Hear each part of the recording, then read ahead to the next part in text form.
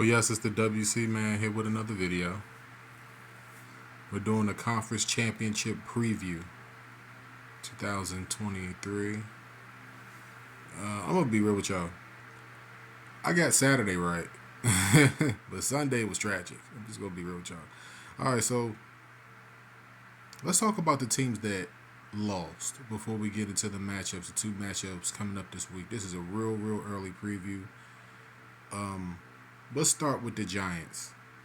They just got smashed, but they had a really good season. I would say that they were very competitive in most games.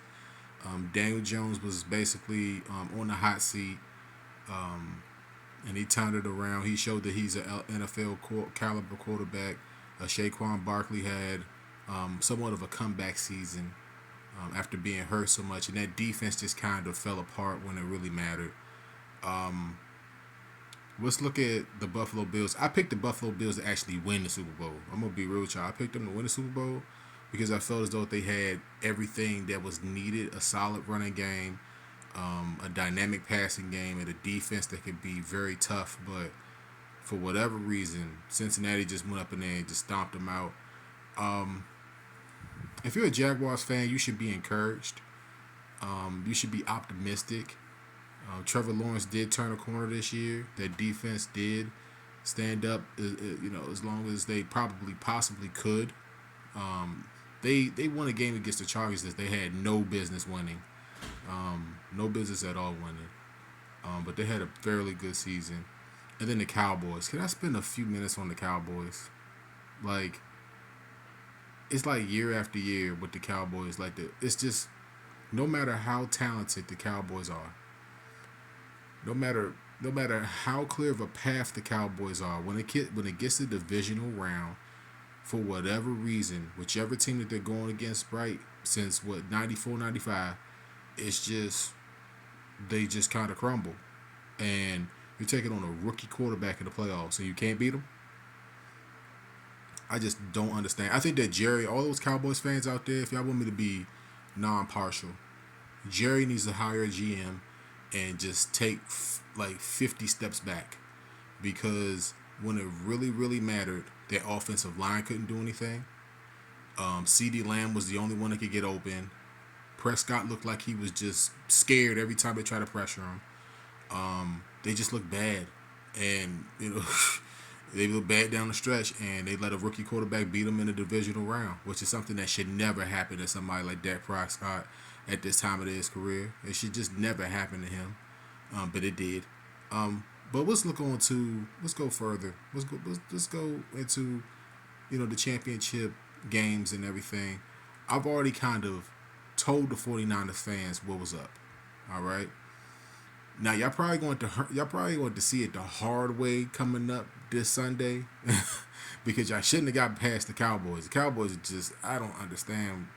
Like I said, I already done talked about the Cowboys, but this is a game in which the 49ers, even with McCaffrey, even with Debo, even with Kittle, this deep in the playoffs, you need a guy that can just rifle the ball down the field with no fear.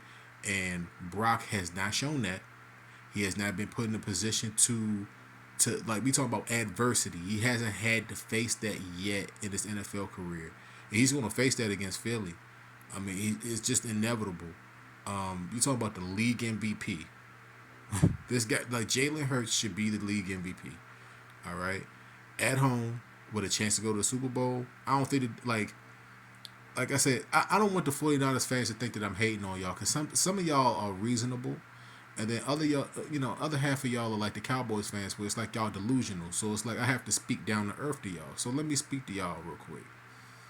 Brock is a rookie going against the league MVP at home.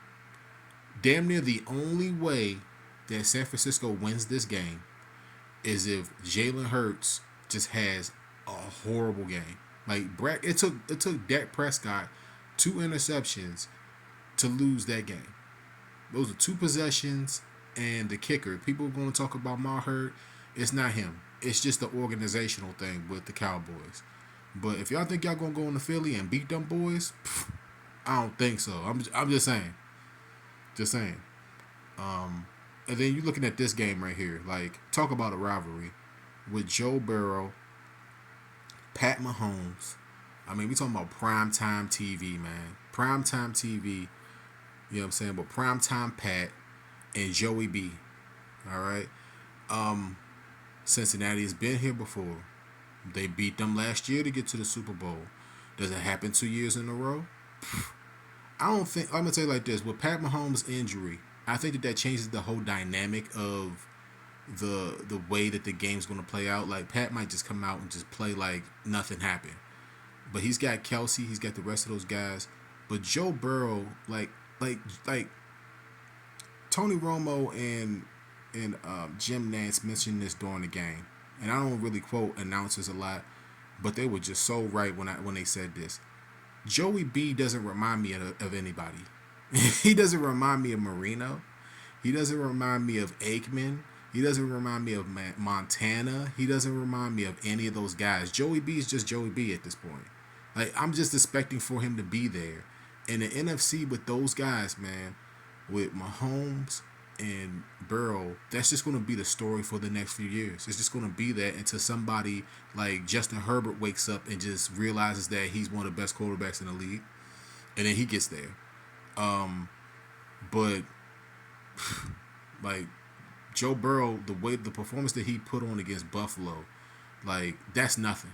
Like that, like he made that look like that was nothing against Buffalo today, right? So if he can make going into Buffalo in the snow and beating Buffalo the way they did today look like it was nothing, like thinking that they can beat Kansas City again at home again, I mean for the third or fourth time again, like it's not unreasonable to believe it. So here's my revised prediction for the Super Bowl. All right. I'm sorry, 49ers fans. If y'all get there, it is y'all can throw that back in my face. But we talking about the league MVP and a team that lost basically no games at all. They lost to my team on Monday Night Football. It is we gave them that. We gave them that O. We took that O away from them. That's one thing that we could say about our season as a Commanders fan. I had to throw that in there. But Eagles at this point, and depending on what's going on with Pat Mahomes, I have to go back with the defending NFC champions, the Bengals, to get back. Like I don't know what's going on with Mahomes. We don't know. Like he looked terrible in the second half of that game. He got carried by Kelsey and the rest of that team. The second half of that game, he looked terrible. Even though he threw that touchdown to who was his Valdez Scantling. I mean, he looked like he was struggling to throw that, and the Bengals defense looked like they turned the corner.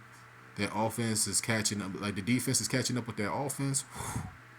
So my prediction for a Super Bowl, for the next Super Bowl coming up in a couple weeks from now, is the Eagles and the Bengals. It just looks natural. That's just the way it looks. Do you disagree with me? Let me know how you feel down in the comments, man. Keep it clean. All right, everybody's opinion is respected here, man. I love all of y'all, man. Y'all showed me mad love on the divisional round video. Show me some love on this one. Championship round predictions, man. I know the 49er fans are going to come out. I'm ready for you. I'm going to be typing to y'all all week.